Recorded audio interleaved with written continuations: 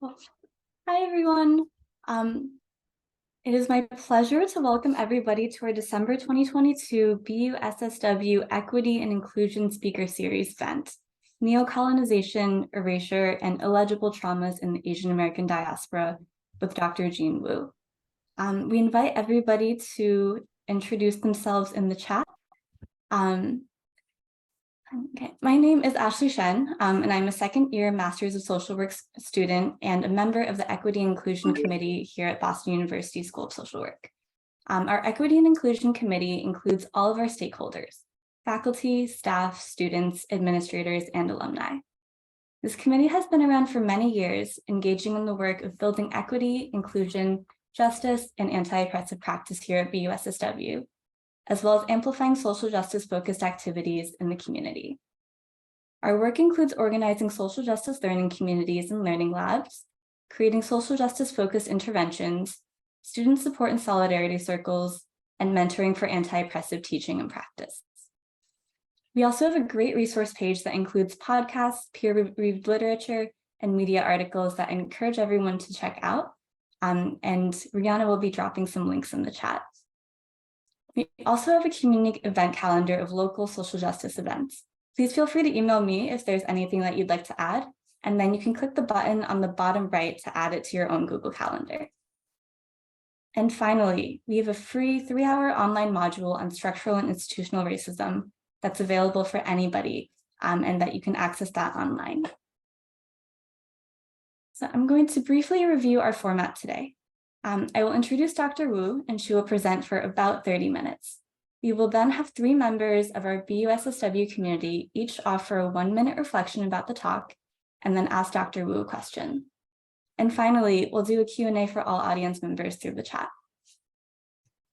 Before we start, I would like to review a few Zoom housekeeping items. For anyone who is receiving CEUs, that's continuing education units, please keep your camera on during the entire session. You will also need to complete an evaluation form and a brief quiz at the end of the presentation. We will be recording this presentation, so if you aren't comfortable with being recorded and you aren't receiving CEUs, please, we invite you to keep your camera off during the speaker's presentation. We will also be posting this recording on our ENI Speaker Series page a few days after the talk. A few more items. We suggest having your Zoom setting on speaker view. All participants will be muted during the presentation. And during the presentation itself, please only use the private chat function, as the chat can be distracting for our speaker. And finally, it goes without saying that all comments in the chat should be respectful and mindful of our entire BUSSW community. Okay. We would like to begin our presentation with a land acknowledgement. A land acknowledgement reminds us that colonization is an enduring reality and that Boston University sits on the stolen traditional lands of the Massachusetts people. If you are outside Boston, we also invite you to take some time to learn about the tribal lands where you live and the ongoing movements to have that land honored, acknowledged, and returned. And finally, we would also like to acknowledge the recent news about our September speaker, Dr. Alan Detlav, who was recently removed from his position at the University of Houston School of Social Work for his outspoken advocacy against the family policing or child welfare system. We stand in solidarity with Dr. Detlav and to all advocating for the abolition of family policing systems. And finally, to our talk today. Asian American mental well-being received brief public attention in the US amid the widespread pandemic-related upsurge of anti-Asian violence. However, this fleeting and incomplete awareness of Asian American continuing lived reality has not resulted in substantive action by the practitioners and educators that care for Asian Americans. Tonight, Dr. Wu will discuss the futility of addressing Asian and Asian American unwellness without contending with the erasure of the impact of neocolonialism and racial capitalism in shaping Asian and Asian American experiences and psyches. To introduce our speaker, Dr. Yu-wen Wu is a senior lecturer emerita in the Department of Race, Colonialism, and Diaspora at Tufts University. Born in China, she grew up in Hong Kong when it was a British Crown colony and came to the US as an adult in 1967. She has been involved directly in US higher education for more than 50 years. Trained in developmental counseling, she served both as senior counselor and the associate director of the Harvard Bureau Study Council from 1975 to 1984. Troubled by the systematic omission of experiences of institutionally marginalized first-generation youth and adults of color in counseling and mental health theories and practices, she left clinical work to turn to full-time university teaching, mentoring, and research. She served on the faculties of Harvard University, Brown University, Bryn Mawr College, and most recently, Tufts University. In 1974, she co-pioneered the first credit-bearing university-level course in Asian American Studies on the East Coast. Her research and teaching focus on critical race studies, anti-colonial Asian American diaspora studies, decolonizing research methodologies, community-based activism for anti-racist social and economic equity, and the creation of anti-racist and anti-colonial learning environments, pedagogies, and curricula. She is actively involved in local and national programs to mentor Asian American and Pacific Islander educators, caregivers, parents, youth, first-generation immigrant workers, and community-based anti-oppression cultural and political workers. In addition to articles on critical anti-racist pedagogy and community-based activism, she has co-published 2 anthologies, Asian American Studies, a reader, and Asian American Studies Now, a critical reader. And I'll also add that beyond this biography, Dr. Wu, or Prof. Wu as her students call her, is a community builder and an educator of both head and heart. There's truly nobody who I could be more honored to introduce. So please join me in welcoming our BUSSW Equity Inclusion speaker, Dr. Jean Wu.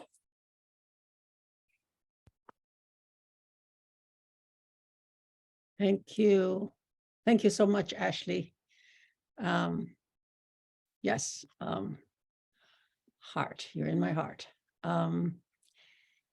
So I guess I should just begin. And I really, most of all, want to thank Dawn and the Boston Social Work School for inviting me. And then I really want to thank Ashley and quite a few of her colleagues who are helping to make the session work and work smoothly. And then, of course, thank you to everyone who's here and here to learn together. And I hope I can peek at some of you, whoever you are, later on Zoom. So before I get into the heart of what I'm going to say, I think I need to make some clarifications, right? I'm going to use the terms Asian American and Asian interchangeably. I'm not going to use the term AAPI because PIs are racialized differently from Asian Americans. And though there are intersecting concerns, the use of AAPI without addressing their specific realities oftentimes just renders them even more invisible than they are. And then I'm going to include in the term Asian American, both undocumented and documented East, Southeast and South Asians, mixed race Asians, transracial and transnational Asian adoptees, and then when and where appropriate, transnational and international Asians.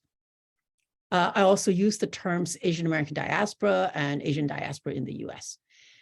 I'm going to use Asian America in its original meaning today as a political concept and identity, meaning that it's not about ethnicity, it's not about nationality, it's not about culture, even though misuse of these 3 ways is pretty common in mainstream discourse.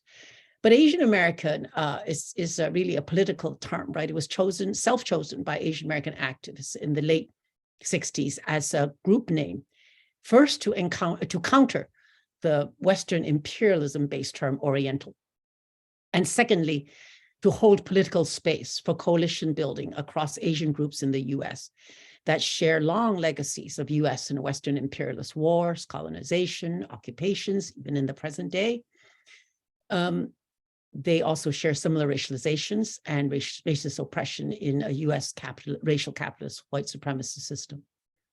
The term was never meant to and must not be taken to obscure complex diversities within our diaspora. As a political identity, we claim it alongside and intersecting with all our other identities. Now, having taught race and Asian American studies for half a century, I'm always itching to launch into a history lesson when it comes to talking about our diaspora, especially since so little of our history is known. But I'm going to resist doing that today. Well, somewhat resist doing that. But just to mention that Ashley and I, mostly Ashley, thank you, Ashley, put together a reading list that should any of you want to dive into Asian American critical histories and experiences. We want it to be a living document. It's on Google Docs so people can put in other things or questions or whatever. Okay, having said I'm not going to do history, a few historical grounding facts are necessary. And I'm doing it because I consider these crucial if we're going to begin even to make sense of Asian American racial positioning in US racial capitalist system. And the first order of business is really to answer why are there Asians in the US to begin with? I mean, Asia is really a long ways off. Most people, when they go places, even when they're forced to go, they often just go outside of the border to someplace else. This is a big, big trip. I don't know, Rihanna, if you want to, you can pull up slide 2 and just have it there. I mean, it does not connect it really to what I'm saying, other than to say when people are have dispersed far away from where they are, they're a diaspora is political. A diaspora always has something to do with power. Why the dispersal? What is the deep history? And how does power sit at the moment? So, in any case. But in order to answer this question, I'm going to let historian Gary Okuhiro help us, Asian American historian, help us with the counter narrative to the dominant narrative, right? Dominant mainstream narrative of Asians coming to the US as a kind of foreign invasion almost to benefit from US wealth. Here's Gary. Here's what he says. Asians, it must be remembered, did not come to America. America went to Asia. Asians, it must be remembered, did not come to take the wealth of America. America went to take the wealth of Asia. And Asians, it must be remembered, did not come to conquer and colonize America. America went to conquer and colonize Asia, end quote. He is, of course, referring to the relentless westward expansion thrust of a white supremacist American power elite, hell-bent on acquiring wealth and resources. And when they ran out of land, crossed the Pacific to force open Asian countries for trade, to get resources, and the most important resource, which was labor. Get labor first, and capital will follow, was the social refrain of the day. We can also pull up slide 3, which is Aaron Palmer, just to give you a sense of what the sense of what Asian labor, or Chinese labor would be, and how it's talked about, right? How it's referred to. So the early Asians in the US were labor migrants, recruited as a national racial industrial reserve army within the system of racial capitalism, right? An industrial reserve army within the system of racial capitalism. Asians are in America because we have survived displacement and dispossession by US imperialist and now neocolonial projects that have ruptured our economies, social fabric, and lives. Asians are here because America wants our labor in a racial capitalist system to break strikes, to pit against other workers, both Asian and non-Asian, so white owners could maximize their profits, to serve as cheap, robotic, efficient labor, from plantation workers to the IT engineers and techs of today. But much more than concrete labor, Asians are needed to serve as racial wedges.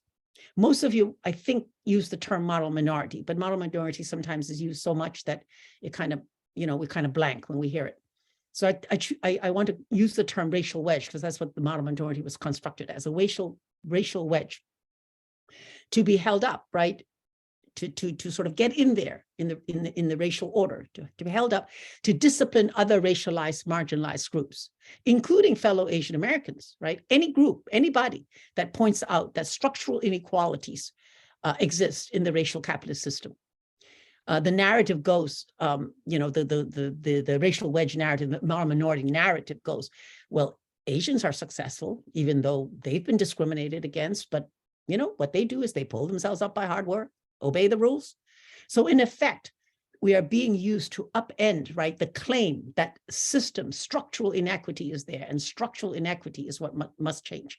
And when this term was you could see why it was developed towards the end of the civil rights movement, when Black leaders, basically a larger portion of the society was beginning to say, there is structural change that is needed. Your system is what is wrong, right?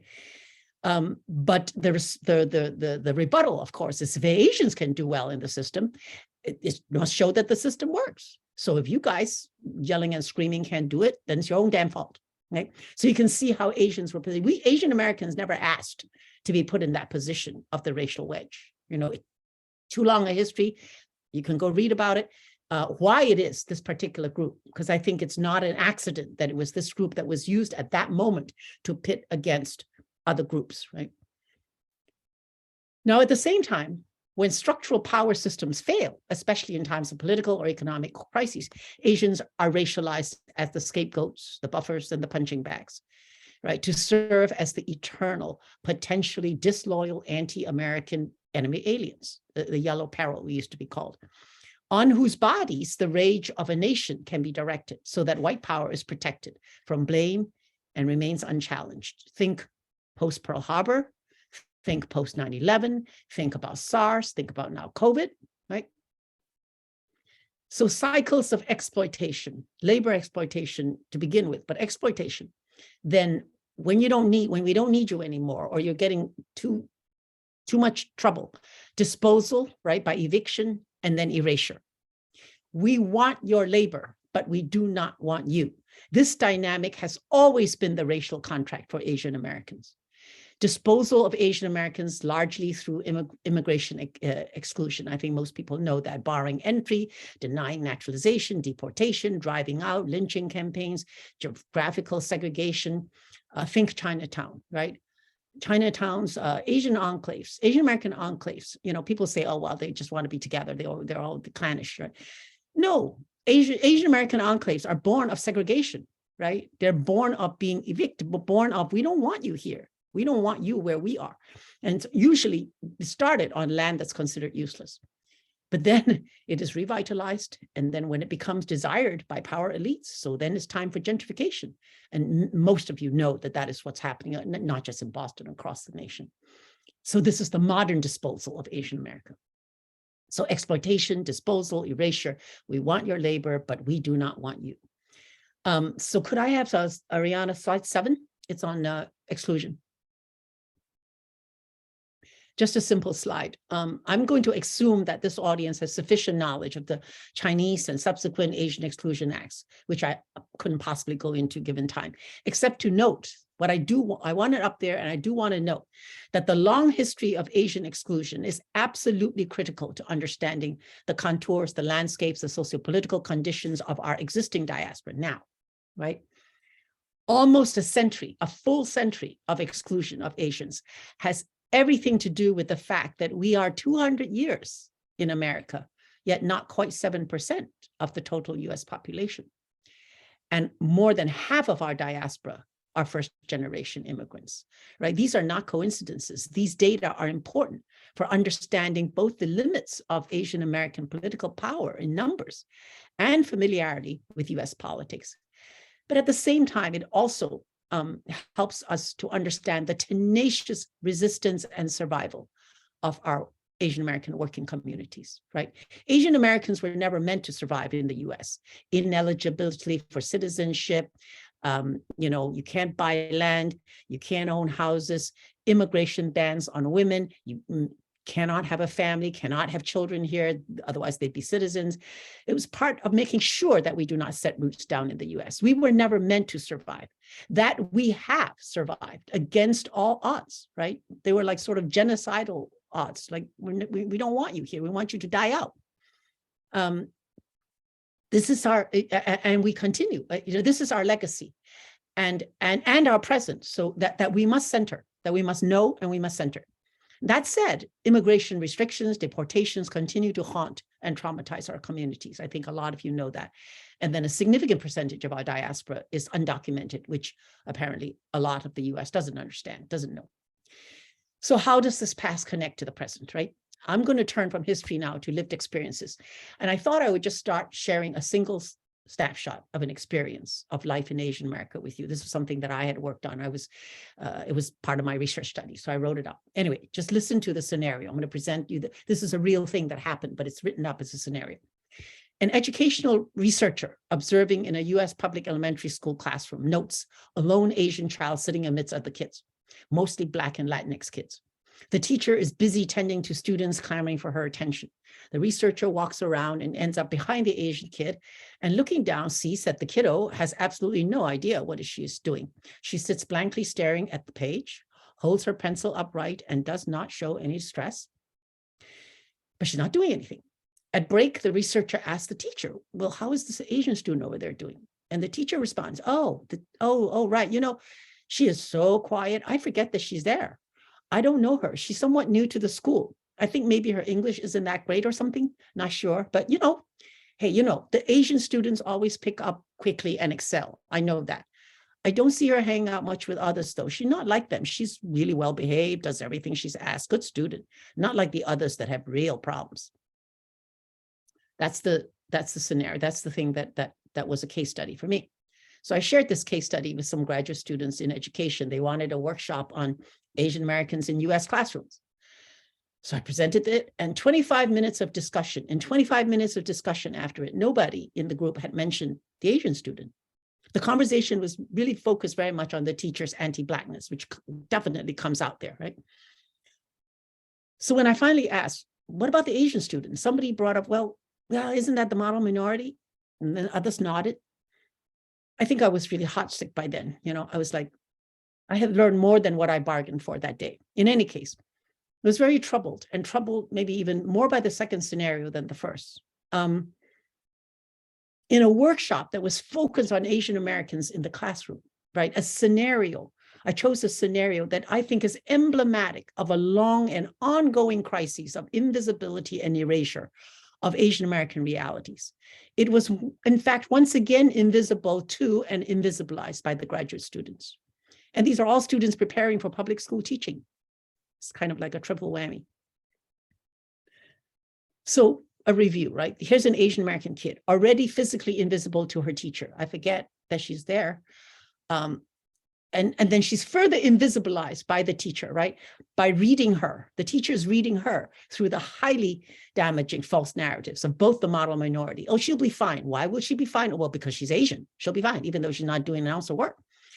And the equally damaging false narrative of the perpetual foreigner. Well, maybe it's her English, but teacher hasn't bothered to find out.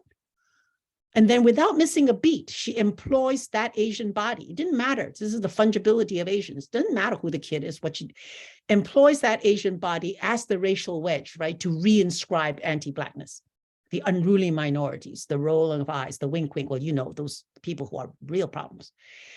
Right. So then in any case, the twice invisibilized Asian experience is then invisibilized a third time in this workshop. I personally couldn't have dreamt up a better scenario, even if I was like creating it, for revealing the way US race, racialization, and racism operate. It makes clear that the ideological narratives of race available to us dictate what is legible, what is readable, what we see, what we can understand or grasp when it comes to race and racial injuries, right?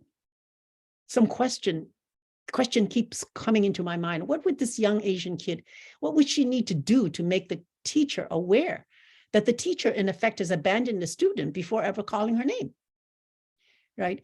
The erasure of Asians in the US is so routine, right? This is maybe, to me, the horror of it. It is so routine that it has ceased to appear, right, as somehow traumatic or wounding, right? It has become totally normalized, right? We actually don't see it. It's like, this is what the picture should look like. This is business as usual. So in part, I think for a group of practitioners, I always wonder what are our own blind spots in our research and practice, right? So many studies out there, they go down, comparative studies, white group, the statistics, Black, Latinx, sometimes Indigenous, better now with more Indigenous. And then I always sit there hopeful, I always wait up, where's the Asian American? 9 out of 10 times. That is an active intentional erasure, right? That is reinscribing erasure. It didn't just happen, it's over, and now we're going to fill the void. It is ongoing. In any case, this scenario helps to clarify for me that something is not making sense for Asian Americans when we are positioned in a model of race and racialization that is based on anti-Black racism. Racism and racial injury, as it's defined right now, does not capture anti-Asian racism and Asian American racial trauma. What does that look like? The only viable positions for Asians in the model are to have experiences more like Black or more like white.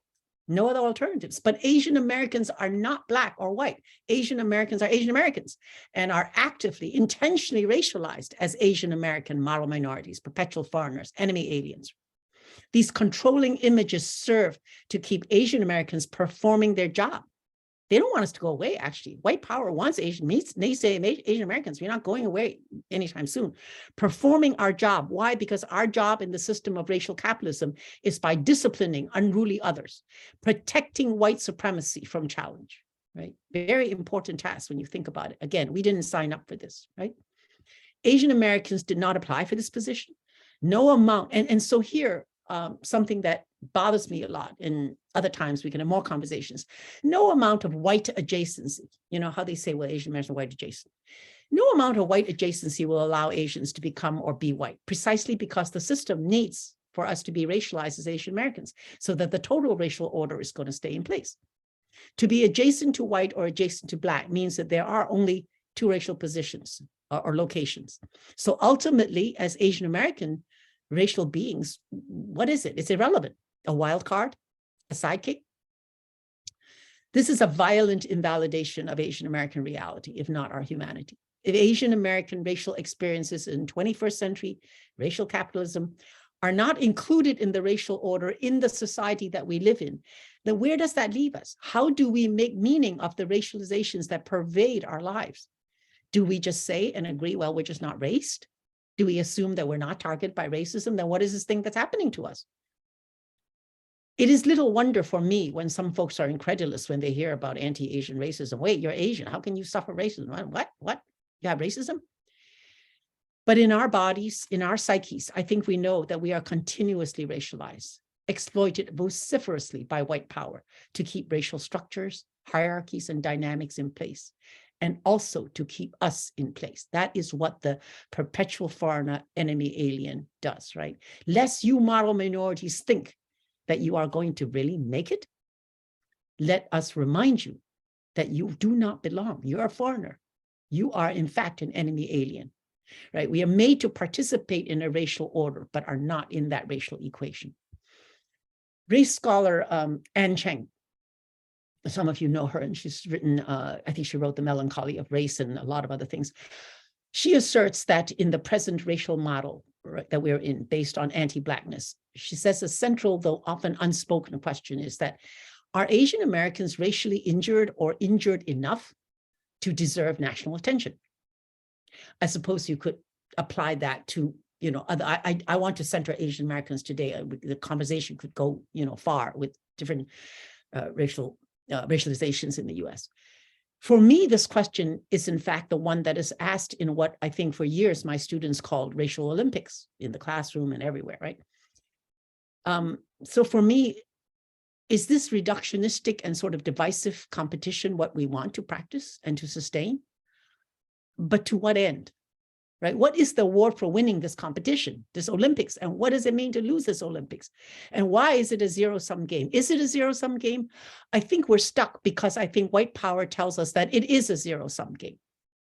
And do we want white power to have its way? Are we going to collude with it?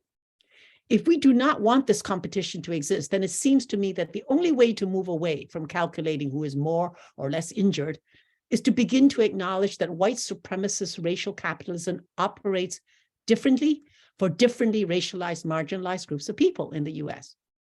Then we can, once we can get a hold of that and talk about what it is, then we can talk about the intersections with our other identities, both with the intragroup amongst other Asian Americans and intergroup differences and nuances. But pitting us against each other in a calculus of injury, in a zero-sum game, is a guarantee that white supremacy will stay in its place. It's not budging, right? Doesn't have to budge. There is more than one racial paradigm operating in racial capitalism, whether we name it or not. The question can then shift, right? Once we maybe begin to think about it, then I want the question to shift from do you suffer more or less, or how much suffering counts to require real attention. Want this question to shift from what does your suffering look like, and what are the impacts of that suffering individually and collectively, and what is needed to dismantle the structures that shore up that suffering. And then we can say, are some of our sufferings linked so we can work and grieve together? There are many new racializations in the last decade. Post 9/11 is a good example. My focus today is on Asian Americans in a Black and white paradigm, but there are other potential models to talk about. But for Asian Americans, we have to be able to at least hold space for centering Asian American realities without apology, without comparison, without sidelining, and without being silenced or silencing ourselves. And that holds true for all others. A question I didn't ask earlier, but it's appropriate here, is what does true racial equity look like for that lone Asian American child imprisoned in controlling narratives and images that she is helpless to dismantle and cannot escape by herself? She was like an 8-year-old. And are we able to read? Is larger society able to read? What are her racial wounds and trauma? Are they legible to us? And along that line, then, there's a question. What does true equity look like for Asian Americans in the US? It took the mass murder of 6 Asian women in Atlanta to bring anti-Asian violence, something that Asian Americans know and live with daily, right, to national attention. The attention didn't last very long, though the violence continues across the nation, from slurs and spitting to stabbings to sheer outright murder. In the wake of the murders, Atlanta murders, something we knew well was made ever so much clearer, and that is how little America knows about Asian America. Some had no idea there was any Asian American anti-Asian violence, right? Some had no idea. Asians, well, how long have they been? I don't know, 80s, 90s, 20, what? The alarmingly high level of ignorance would have made more sense if Asians were truly a very recent immigrant group. But Asians have been in the Americas, and not just in the US, but in the Americas for 200 years. Could I have the slide 9, Brianna? Thank you, promontory point. I can't see it because I'm reading from my computer, but that's promontory point in Utah, and some of you might know that.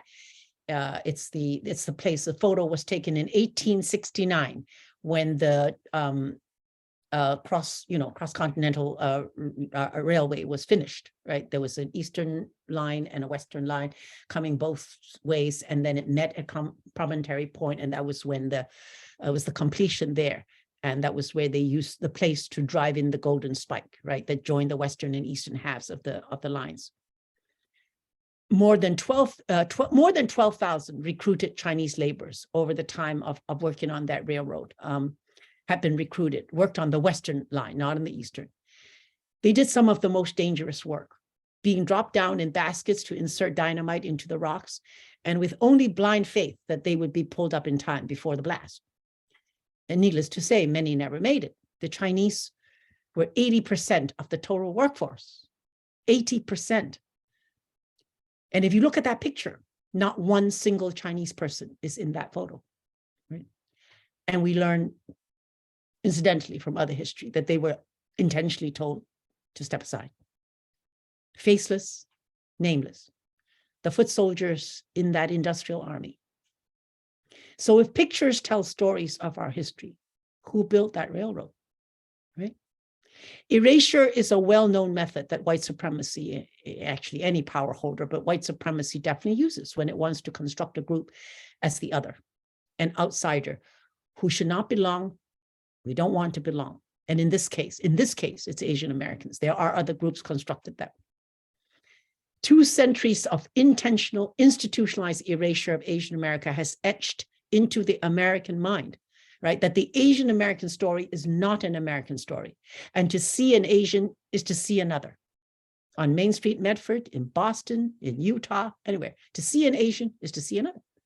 Definitely not American, sometimes un-American, like foreign, exotic. And then in moments of crisis, social crises like the pandemic, anti-American, bent on doing harm to the nation, public enemy number one.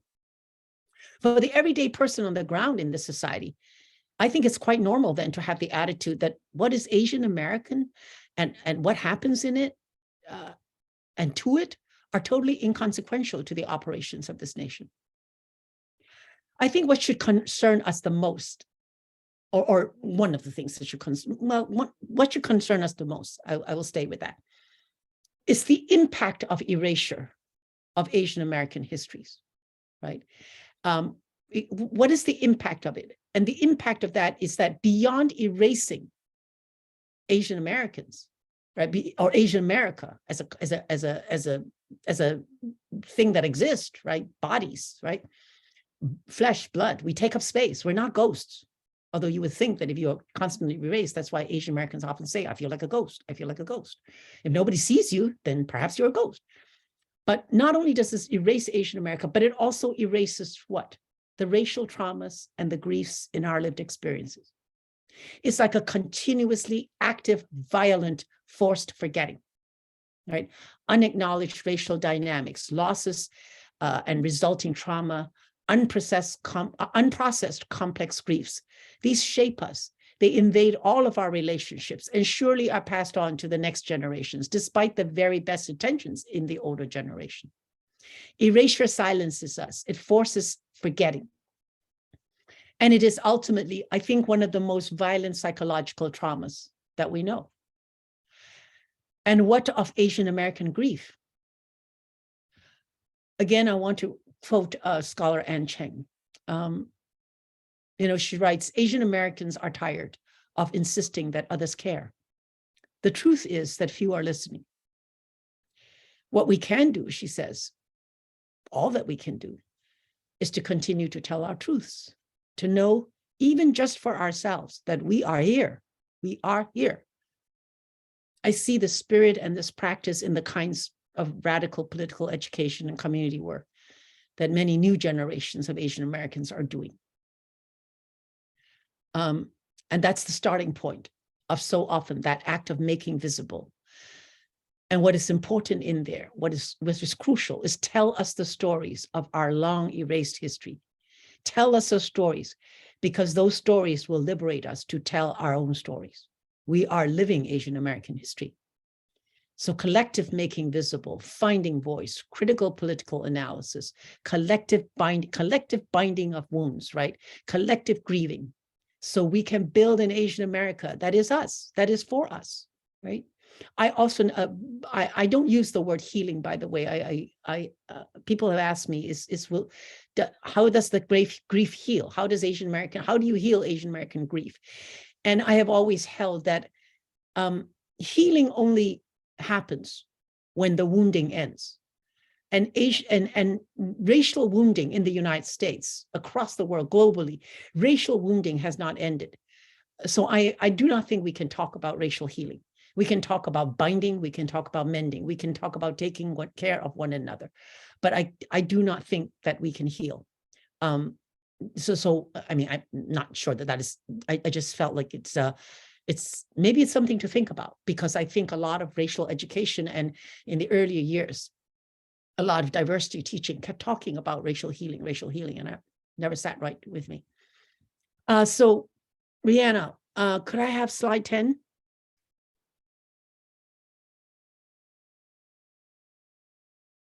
So this should look somewhat familiar. It is actually absolutely the same place as the photo in Promontory Point, Utah.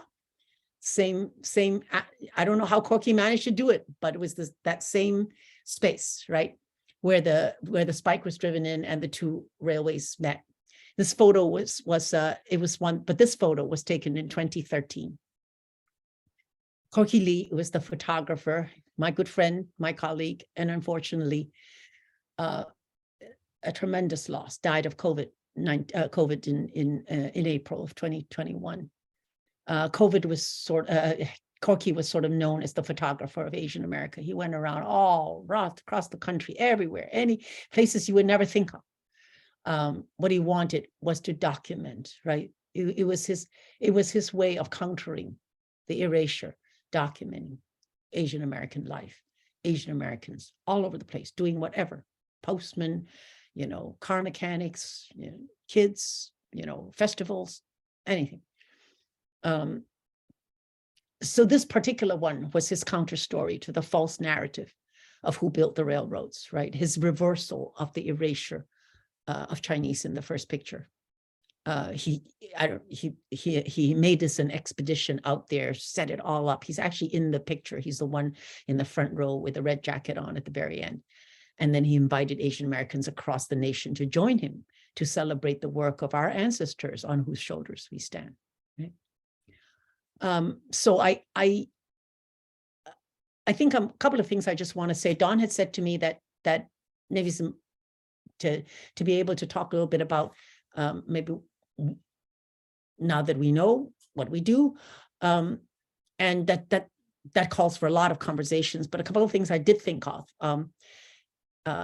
It's not specifically, well, let's go out and do this, but if invisibility and erasure, right, is the racial wounding for Asian America, those are the wounds, then the way for me, one of the ways to work on it is to disrupt invisibility and erasure whenever and wherever you encounter it. It could be in a conversation, social conversation, right? When it's erased, it put it out. If you hear it, first of all, I guess it's training ourselves to look for it and hear it and see it. And it happens in so many studies, right, that compare aspects of life, like in health disparities and psychology, political science, all of these. And when it's missing, I think one of the only ways to stay silent is to collude with the erasure. So the only thing we can do, at least individuals of us can do, but also collectively one can do, is to say, hello, what happened here? You missed something, right? I think it is impossible to engage and fully engage Asian America without some grounding in critical Asian American history, right? There is no way. I mean, how do you love something that you don't know? How do you care for? How do you interact and really be with something that you don't know? Right, that's true for all of us, right? So some knowledge of critical Asian American history that gives us a context to analyze, to understand the experience in the present, and especially to then using that to maybe begin to see what we can't see now, right? In not legible to us now, losses and the racial trauma that is unique to Asian America. I am not saying that there is not rampant racial trauma and injury across the world, across the United States, but and so it is with Asian America. What is that? How do we understand that? How do we understand the trauma of disruptions of colonialism, imperialist wars, brutal trauma, right? How do we understand what trauma is when your experience is one of total dispossession in refugeeism, Korean War, Vietnam War, American wars,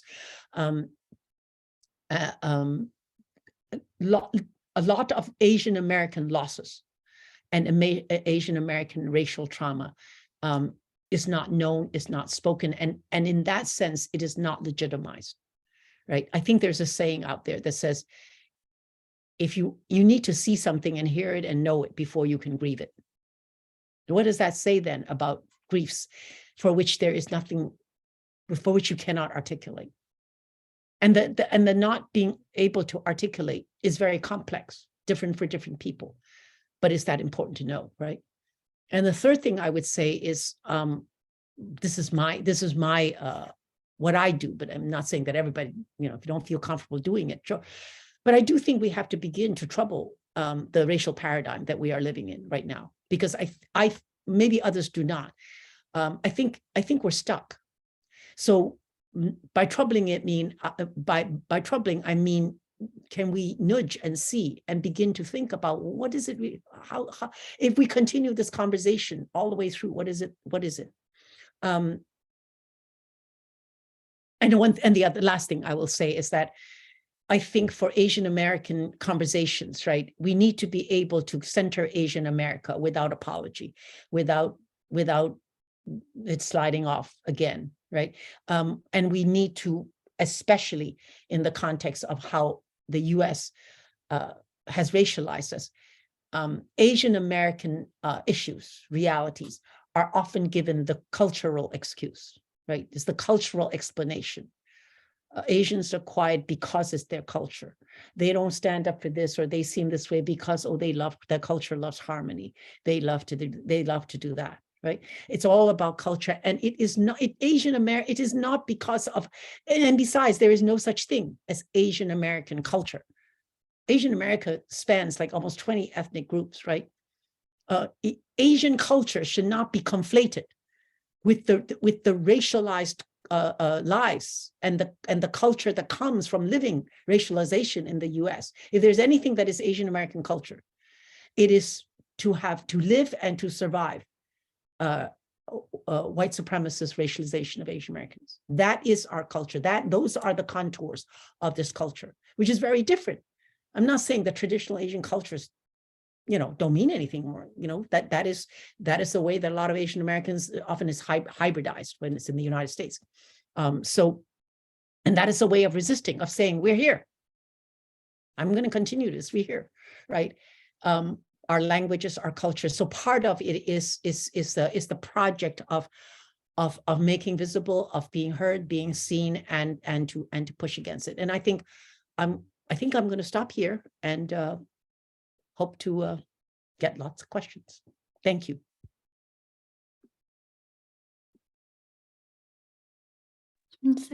Thank you so much, Jean. Just want to share with everybody that Jean is the person who taught me how to love Asian America, and can really think of nothing bigger than that.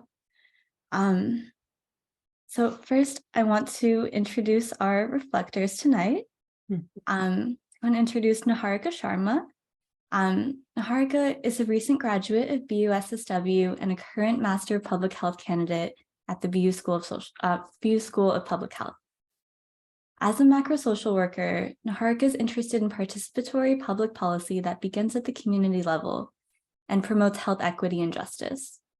She is also passionate about anti-violence work and believes that when provided with supportive platforms, young people have the power to lead communities in building cultures of safety and liberation. Niharika, thanks so much for joining us. Thank you so much for having me. Having had the privilege of learning from you, Prof. Wu, there's so much that is going through my mind as I think about what you've shared with us tonight. I'm just thinking about the story that you shared of the constant invisibilization that happens, and it's not just in classrooms, but in so many other settings. And I think something that you said that really resonates with me is thinking about how for so many people, the idea of anti-Asian violence wasn't even on their radar until the Atlanta shootings, even though for those of us who are Asian in America, we've always been aware of what that violence looks like. I guess a question, I have for you is just thinking about the fact that, as you mentioned, being Asian in America includes so many different people with so many different ethnicities and backgrounds and histories of migration to the United States. And so even when we're thinking about, the rising violence against Asian Americans in the United States, it's not against all Asian Americans. For myself as a South Asian person, I don't think that I felt that unsafety in the same way as some of my, colleagues and friends and loved ones who are East Asian. And so I guess I was just, my question for you would just be, how do we build solidarity within Asian America while also holding space for the ways in which we're very differentially impacted by racialization and racial trauma? Did you want me to answer that? Am I supposed to answer, or is it just a, okay. All right, thank you. A great question, because it is, I think I think the diversity within Asian America, just intra-Asian America alone is our issues. And you were talking about different histories and different, how we look, but we also have issues of intersections of race and class, right? The experience of a Asian American living in a gated community who has that kind of resource is very different from a worker who is tending to a family in an an urban Asian American enclave like Boston Chinatown, right? Those are how do we, and so for me, part of, I think, what it takes is well, first of all, there has to be a feeling, a sense that there is something called an Asian America, right? That might be part of the issue, is if you do not identify with this idea that this is a political coalition space, that in fact, what we do in coalitions is we show up for one another, and we also look at where the intersecting lines are. That, I think, requires, and I will go back, since I'm a teacher and of Asian American studies, it really does require knowing some of the history and the current sort of the why does Asian American, so many first generations, therefore much more tied to their own home sending countries, and not, so many first generations say, well, what is this Asian American thing? I don't understand. And that's not their fault.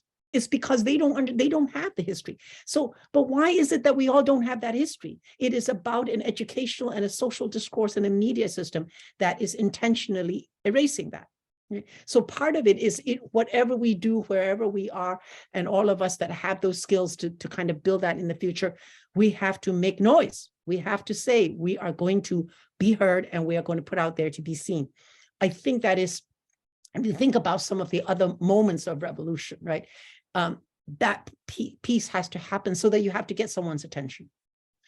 The other thing is to tell the histories, I think, or at least begin to go to spend time in one another's communities and tell history, and the history to tell. I mean, you're reminding me that, yes, in this most recent anti-Asian violence, brown Asian Americans, they weren't targeted in the same way, right? But post 9/11, right? East Asians and Southeast Asians weren't targeted in the same way. And then on the daily, everyday things that we don't think about, Southeast Asian American deportations and all that, a lot of us, it doesn't affect us in that same way. So we need to know. That's why I think making known, not only just for ourselves, but making known for someone else, right? Especially taking for people who do not have access to voice and the resources for making known. Not to take over and say for them what it is, but it is the investment in communities, working based in our communities, trying to understand what does the community want to be known of itself, and to be patient, to have that patience, right? To actually, it takes a long time, I think. There is no reason that any Asian American community, for example, right now, there's no working class community. If I walk in there, just they don't know me, why should they trust me? Why should they think that I would, So it takes that kind of investment. I don't know if that fully answers your question. And the other part, that for those of us who have access to it, I think we have to do a lot of writing and putting it out there, media, all of that. Thank you so much, Niharika, for the question and for the reflection. Next, I'd like to introduce Katie Mai. Katie is currently a second-year MSW student on the macro track. She identifies as second-generation Vietnamese and is passionate about youth work, ethnic studies, and critical issues facing the Asian American and Pacific Islander community. All year round, you can find her walking through Boston with iced coffee in hand. Welcome, Katie. Hey, Katie. Hi. I don't know how I'm supposed to follow up after Jean and Niharika, so I feel the pressure. But From your heart, Katie, from your always. from your heart. But I got to get to know Jean for the past few weeks, and it's been wonderful. I'll start with my reflection first. I think there was a line, Jean, that you said that really resonated with me about how Asian Americans are never meant to survive in the United States, but we have survived against all odds. Mhm. And I think it made me think about my late dad, who escaped Mm. from the Vietnam War and came here in 1982. Mhm. And I didn't really understand the context of that or even what it meant until I did a program of study in Asian American studies at UMass Exactly. Boston. And it really put into perspective of like why I'm even here in the first place and even how political that is. Mhm.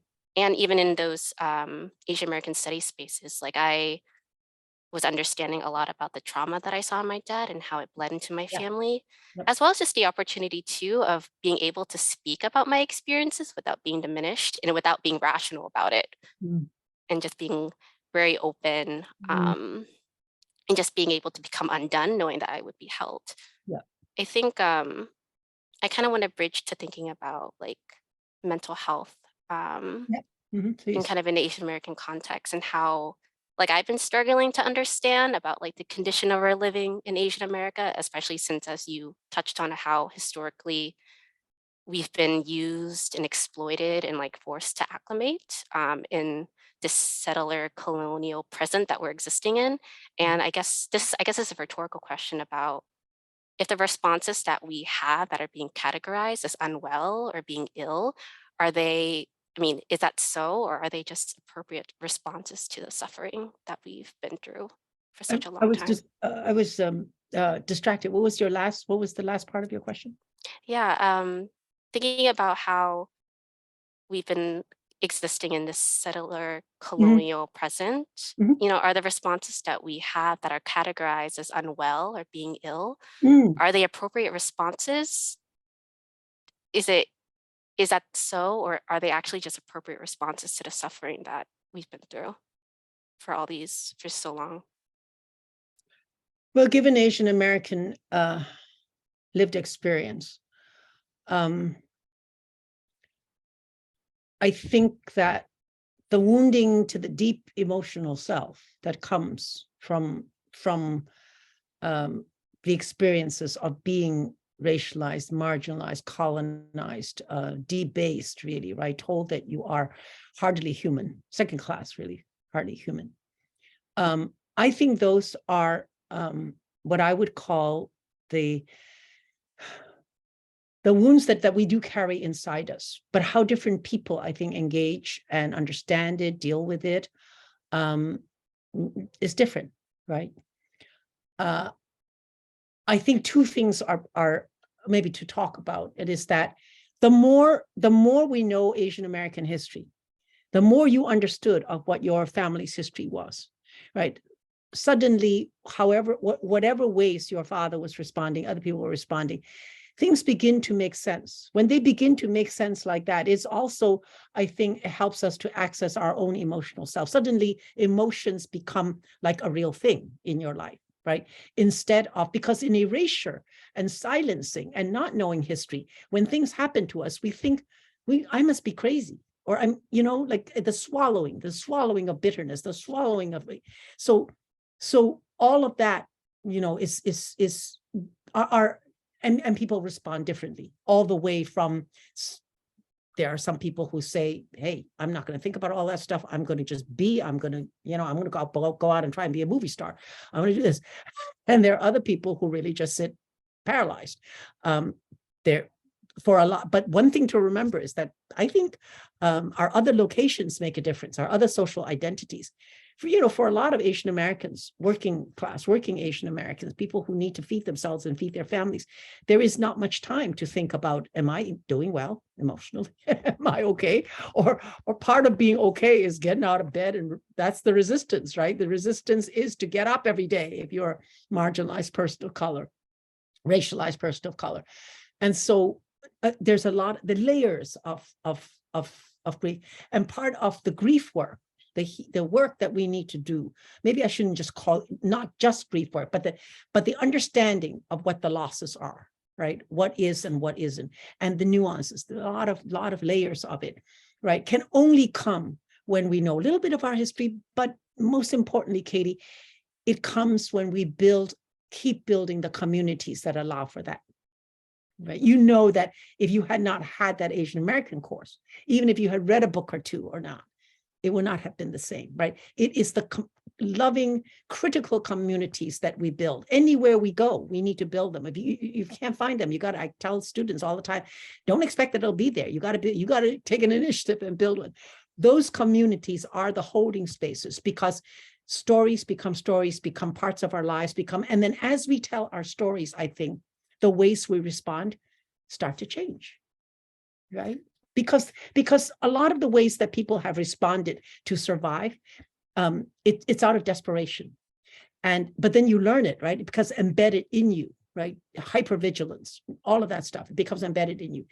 And until there's a moment when somebody can hold it enough so that you say, I'm not a kid anymore. I don't have to respond that same way. I got other options, and I got people to back me up. Right.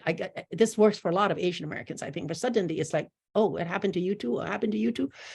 So it becomes that community of others. And in that, right, in being able to engage that and to do that and to do our grieving together is where we build like new ways of being, new life, new understanding. Never forgetting the past. Right.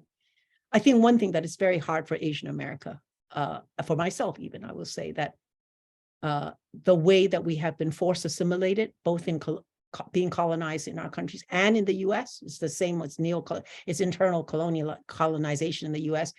Is for Asian Americans being ripped off our home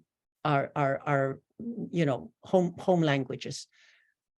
Is one of the losses and griefs that I think some people will have to grieve for the rest of their lives. Right? I have students who, because of being in the U.S., severed themselves from their language. Even parents, they got to learn English, right? So when they were 22 and wanted to do the oral history, wanted to talk to their grandparents, right? For my class, they wanted to do the oral history. They could not do it because grandparents don't speak English and they don't speak. So how do we talk about that loss and that grief? It's irreconcilable in that sense, right? It is that what I think it's what David Eng, it's on our reading list, calls racial melancholia, right? And it's being able to embrace that, knowing that, embrace that. We're not going to change that, but we can choose then how we want to be, right? Grace Lee Boggs, I think, is the one who say we are not in control of how we're born, where we're born into, what our life is, but we can control. Once we learn, once we have knowledge and understanding, we can control how we think, and then we can choose what we want to be. Right. I don't know if that answers fully what you were saying. It did 100%. Great, thank you. I feel like we could talk for ages, right? Thank you so much, Katie, for sharing your reflection and your question. And so now in our last 10 minutes, I want to introduce our third and final reflector, Dan Miller. Dan Miller is an associate professor of human behavior, research, and policy, and director of the PhD program at the BU School of Social Work. He's a trained poverty and social policy researcher whose work focuses on the ways in which policies affect the well-being of children and families. Welcome, Dan. Hi. Unmute myself. Hi. Ashley, thank you so much. Dr. Wu, wow. I'm just, I'm having trouble coming up with a meaningful reflection. My intent entirely doing this was to try to take some notes and write down what felt like really especially poignant or powerful phrases, and what happened is my paper is just covered with those. So I wanted to just reflect on how powerful I felt like your talk was in its completeness. I really understand from you a richness about this, a story that's not just a simple ABC, but this complex overlay of history, culture, capitalism, racism, etc. I was particularly struck by a handful of things you said, and these are in no particular order, but this notion of routine erasure and how this sort of creates a double, triple invisibility for Asians and Asian Americans.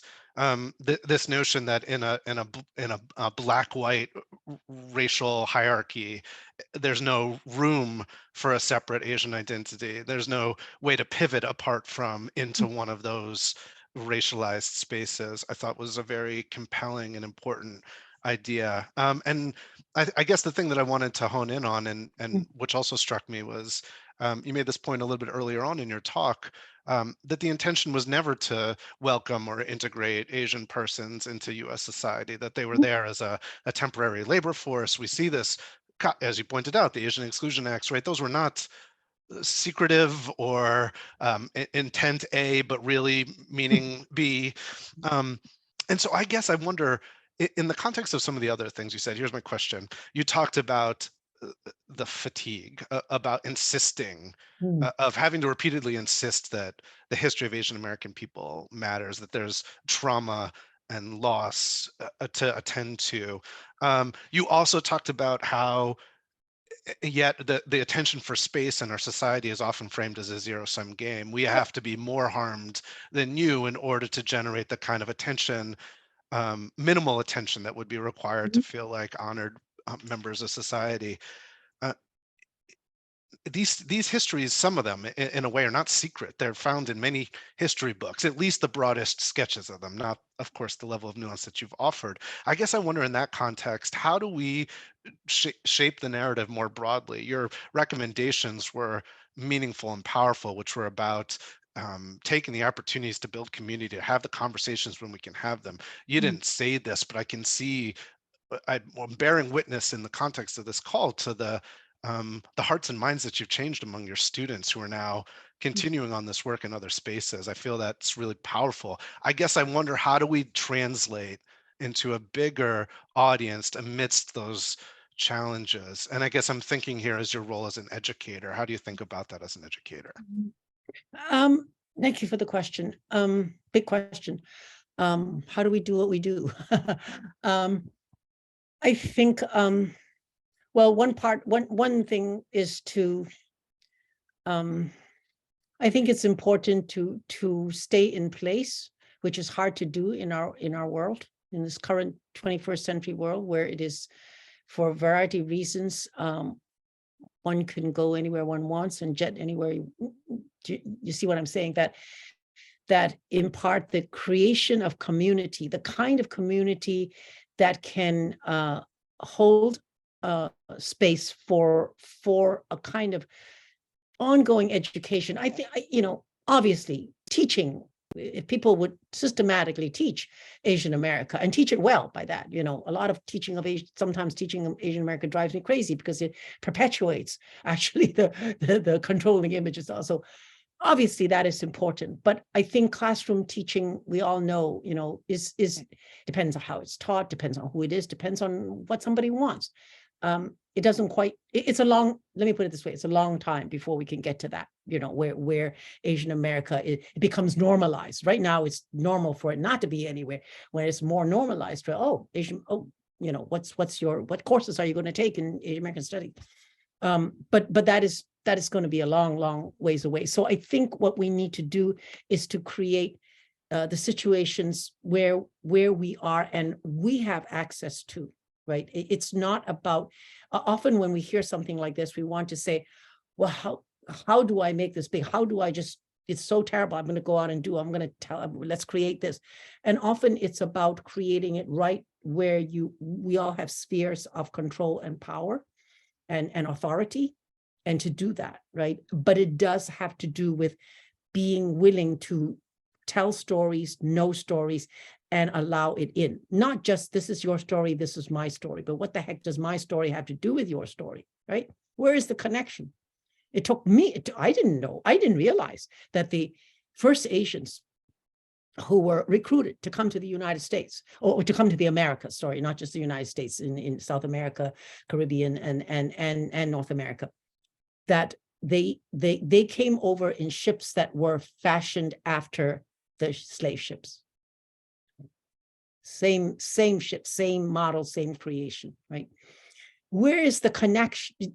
Once we begin, we allow for, first of all, stories that are erased, and begin to bring it in as everyday NPR. I mean, it's like, it's Asian Americans still, I think they hear a nugget about Asian American, they're like, oh my God, okay, let me stop everything I'm doing and listen to this on the radio, because I'm not going to hear it again for a long time. So we're still in that stage. We shouldn't be, but we're still in that stage. So it's about making that happen. But I think And the other thing I think that where Asian American studies or just classrooms, depending on who's teaching, might not do it, is that I think what we're calling, you know, the trauma and the wounds, it colonizes us, right? That's a result of colonization. What it does to us is not just our body, it's the colonization of the mind and the heart, right? So in order to liberate from that, we have to educate the mind and the heart, that it is absolutely okay. I think Katie was saying, suddenly it became okay to break out in tears in the middle of telling a simple little story or asking a question, and to know that that is that kind of, I don't know if that answers your question, but now to go back to a practitioner, teacher point of view, what I think it's okay. It is actually possible for us to learn how to create that kind of space in our classrooms, in our spheres of it's a matter of wanting to, and it's a matter of saying, and maybe it's important to answer, what am I doing? To what end do I want to do this? Right? What is it that I want to welcome in? And what is it that I want us to learn? You know, to what end do I do this? I have a feeling that I didn't quite answer your question, but I'm trying. It was wonderful. Thank you. Thank you so much, Dan. So I think we won't have time for our Q&A tonight, but I just wanted to say thank you so much, Jean. Sorry. I mean, And- I should also say, if people really have a particular question that's for me, I can share my share my email and they can write to me. I'm happy to do that. That's what's good about being an emerita, you know, like I can sit in the morning and do some emails. So I'm kidding, but if people want to get in touch, fine. And there's really very thankful. I think we're blessed that that, you know, there has been enough time for a lot of materials do exist out there, right? So but I want to thank you, Ashley, for all that you've gone into to do this. And I just want to thank people for hanging in there. Thank you, Jean. And thank you to all of our reflectors, to Niharika, to Katie, to Dan, and to Rihanna for holding us down behind the scenes. Thank you so much. Thank you all, really. Yeah. Say something, Dr. Wood. May I make a comment? Yes. Oh, sorry. I don't know who it is. This is Hilda. Oh, hi. Dr. Wood, I wanted to say thank you very, very much. Your presentation, it was very validating, and it made me so sad because I am Cuban Chinese. My grandfather, when he was born in Porto Canton, China, when he was 15 years old, he, along many other males, were taken from China to Cuba. Yep. And they were forced to assimilate. It was the coolie trade, right? They were forced to practice capitalism. Yep. And they were not allowed to speak the language. Right. I grew up, my grandpa always told all 6 grandchildren, don't ever forget that you're part Cantonese. So when I always identify myself as Cuban Chinese. And a lot of my Asian people, they look at me and they wonder why. So listening to you, it really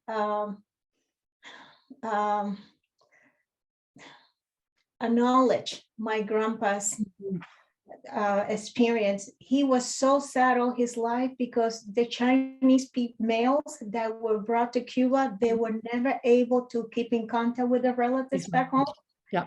They lost all the connection, and he always had this sadness in his heart about his family and his siblings. So thank you so much for validating this journey. Thank you. I want to thank you for sharing that. And if you don't mind, please email me, because there are some things that I'm going to suggest for you that you might be interested in. There are a couple of videos and there and some books that you might want, because he clearly was in the what was called the coolie trade. And in fact, Ashley, we should put Ancestors in the Americas, the coolie sailors and settlers, that video. And maybe I didn't get her name, but please email me and I'll ask Ashley who you are so that I can stay in contact with you. But it was the coolie trade, and actually you're reminding me that people are always amazed in Cuba when they come upon in some of the the cemeteries, Chinese writing on the Chinese graves, and those were all men that had been part of the coolie trade, and like you said, were never able to return home. And But I want to say to you Yeah. that Asian America is an expansive concept, right? From 3 little groups, minuscule groups in the 1960s, we are now umbrella for 20-some groups. So you are Asian America. You are part of Asian America. Yes, I am. Yeah. Very And I would actually love to meet you and talk to you. And there's not enough. We know about the Chinese in Cuba, the Chinese in Panama, all over South America, the Chinese in Peru. Yes. Who did the guano work and all of that. That is, we need your stories, is what I'm saying. Yes. We need those. See, this is how marginalized, erased histories and stories get built, right? This little time here, I connect with you. These are the miracles of connection in diaspora. I connect with you, and perhaps we can hear your story and we can build from there. Does that make sense? Thank you. Thank you. Please email me. Okay. Yes. Thank you so much, Hilda, and thank you, Jean. One right. final reminder is that if you're getting CEUs, please complete the evaluation that Rihanna put in the chat. And in the movement, we like to say that the path to justice is more like a marathon and not a sprint. So please, everyone, take good care. And we hope to see you at our next E&I event on Thursday, January 26, 2023, when Dr. Dora Toloni, who is professor of the University of West Attica in Athens, Greece, will talk about radical social work practice with immigrants and refugees. So thank you, everyone. Thank you, Jean. Thank you, Ashley. Got to do dumplings. Very soon. Thank you, Dawn. Thank you, all the people behind the scenes that helped. Rihanna, thank you for the slides.